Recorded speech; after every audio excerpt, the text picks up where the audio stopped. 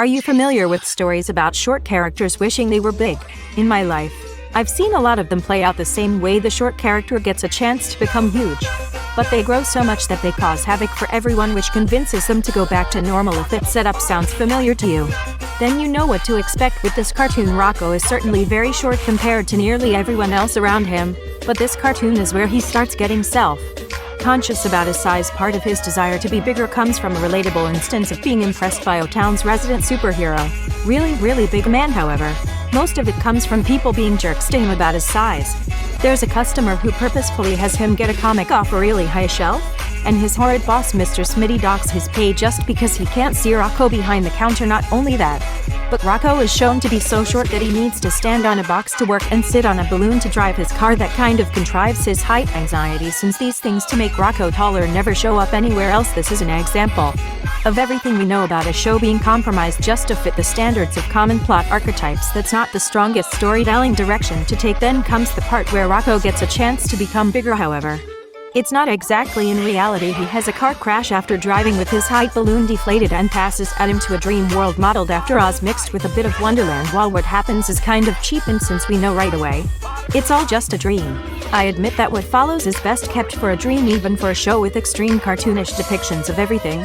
The use of fairies granting wishes isn't exactly a strong fit for its reality. Speaking of which, a fairy, humorously portrayed as one of those recurring garbage rats, is the very way Rocko gets bigger. Fitting for the familiar story threads, Rocko not only becomes bigger, he becomes gigantic at this size.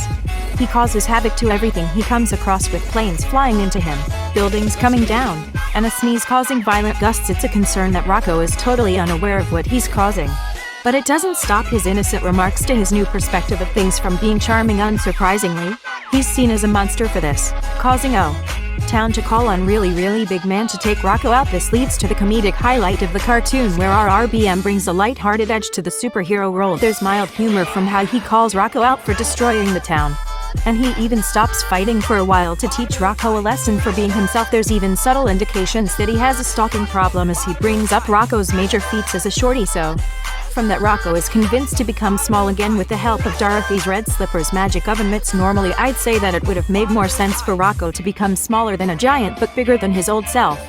Here, his old size works, given that it's the only height that can save Spunky, who falls in the sewer. Since this is just a dream, Spunky is never in real danger.